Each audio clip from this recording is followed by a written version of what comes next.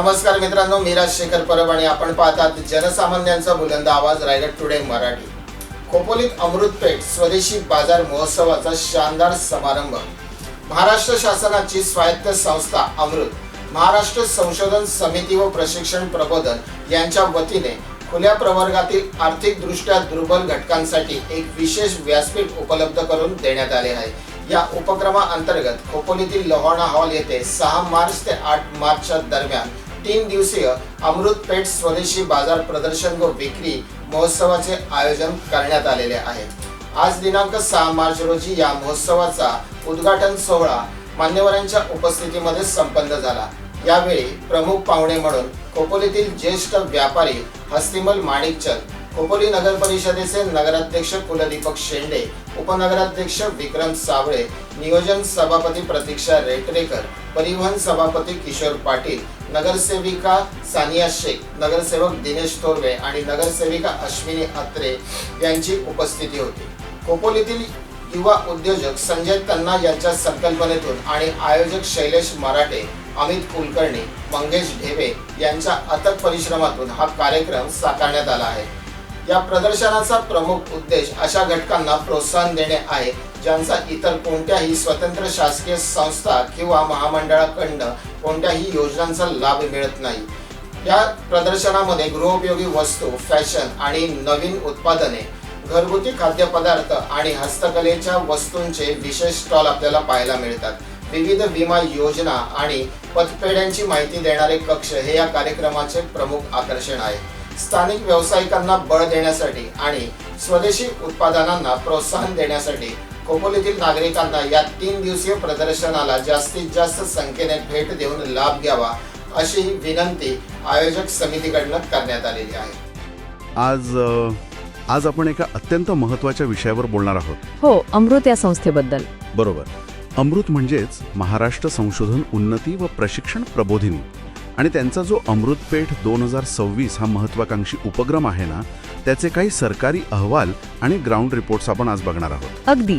आणि या डीप डाईव्हचा मुख्य उद्देश हा आहे की खुल्या प्रवर्गातील जे आर्थिकदृष्ट्या दुर्बल घटक आहेत म्हणजे EWS त्यांच्या सक्षमीकरणासाठी नक्की कोणत्या योजना राबवल्या जात आहेत याचा आढावा घेणं। म्हणजे कसं आहे, नुसत्या योजना कागदावर बघण्यापेक्षा हे प्रत्यक्षात कसं काम करते हे पाहणं जास्त रंजक आहे। नक्कीच। ठीक आहे, तर आपण हे उलगडून बघूया। हा जो स्वयंरोजगाराकडून स्वावलंबनाकडे जाण्याचा प्रवास आहे तो कसा घडतोय आणि रायगडमधील खोपोली इथे भरलेलं हे 3 दिवसांचं प्रदर्शन इतकं खास का आहे? याचं सर्वात महत्त्वाचं कारण म्हणजे हे प्रदर्शन केवळ एक नेहमीचा बाजार नाहीये। या ग्राउंड रिपोर्ट्सनुसार तिथे प्रचंड वैविध्य आहे। तुम्ही खोपोलीतल्या लोहाणा हॉलमध्ये पाहिलं तर तिथे एका बाजूला कोकणातील पारंपरिक वारली पेंटिंग आणि पर्यावरणपूरक बांबू काम दिसेल आणि दुसऱ्या बाजूला एकदम आधुनिक फॅशन डिझाईनचे कपडे आणि तोंडाला पाणी आणणारा कोकणचा मेवा, हे सगळं एकाच छताखाली। हो, आणि मी जेव्हा या नोट्स वाचत होतो तेव्हा मला एक गोष्ट जाणवली जी थोडी वेगळी वाटली। कोणती? एवढ्या मोठ्या योजनांसाठी आणि प्रदर्शनासाठी मुंबई किंवा पुणे सोडून खोपोलीसारखं ठिकाण का निवडलं असावं? इथेच सर्वात वेधक बाब दडलेली आहे। खोपोली या ठिकाणाची निवड अत्यंत धोरणात्मक आहे। बरं। म्हणजे खोपोली हे मुंबई आणि पुणे या 2 महानगरांच्या अगदी मध्यभागी आहे। ग्रामीण कारागिरांना त्यांचा माल विकण्यासाठी शहरात भटकावं लागू नये तर थेट शहरी ग्राहकांना त्यांच्यापर्यंत आणण्याचं हे एक उत्तम मॉडेल आहे। म्हणजे शहरातल्या लोकांना वीकेंडला तिथे जाणं सोयीचं पडतं। अगदी बरोबर। आणि कारागिरांना थेट मोठा ग्राहक मिळतो। हे खरंच खूप लॉजिकल आहे।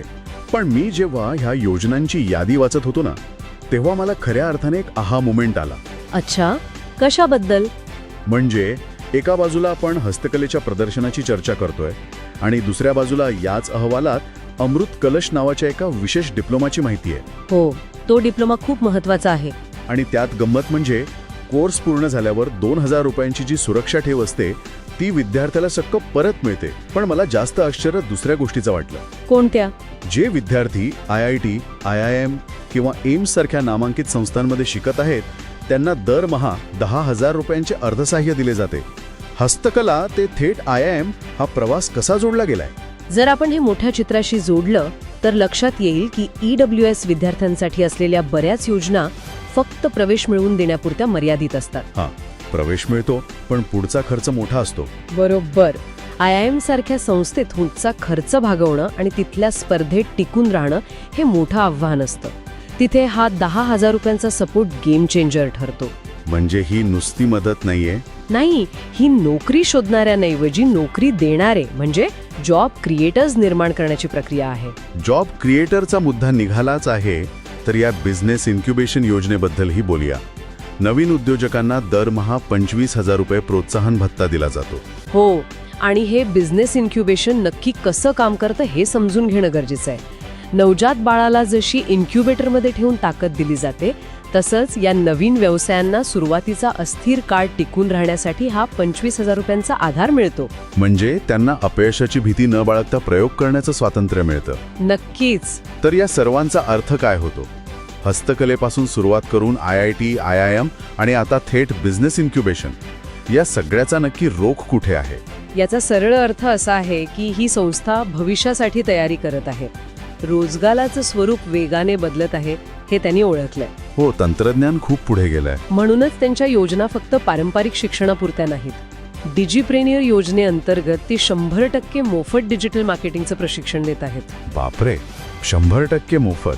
हो, आणि आगामी काळात ड्रोन पायलट आणि सौर ऊर्जेसाठी सूर्यमित्र यांसारख्या प्रशिक्षण योजनाही ते राबवत आहेत. समाजाला आधुनिक तंत्रज्ञानाशी जोडण्याचा हा प्रयत्न आहे. म्हणजे सुरुवातीला वाटतं की हे फक्त एक हस्तकलेचं प्रदर्शन आहे, पण आत डोकावल्यावर दिसतं की ही संस्था थेट ड्रोन पायलट तयार करण्यापर्यंत गेली आहे. अगदी बरोबर. अमृत संस्थेच्या योजनांचा आणि अमृतपेठ प्रदर्शनाचा मुख्य गाभा हाच आहे. सबका साथ सबका विकास या ध्येयानुसार उपेक्षितांना जागतिक स्तरावरील स्पर्धेसाठी तयार केलं जात आहे. हे सगळं ऐकल्यावर हा डीप डाईव्ह संपवताना एक विचार नक्कीच मनात येतो. कोणता? जर ड्रोन चालवणे आणि डिजिटल मार्केटिंग यांसारख्या आधुनिक कौशल्यांवर लक्ष केंद्रित करून एका विशिष्ट दुर्बल घटकाचा असा कायापालट होऊ शकतो, तर हेच कौशल्य आधारित मॉडेल भविष्यात संपूर्ण देशाच्या पारंपरिक आणि घोकंपट्टीवर आधारित शिक्षण व्यवस्थेचा चेहरामोहरा बदलण्यासाठी कसं वापरलं जाऊ शकेल? हा खरोखरच विचार करण्यासारखा प्रश्न आहे. नक्कीच. यावर अधिक विचार व्हायलाच हवा.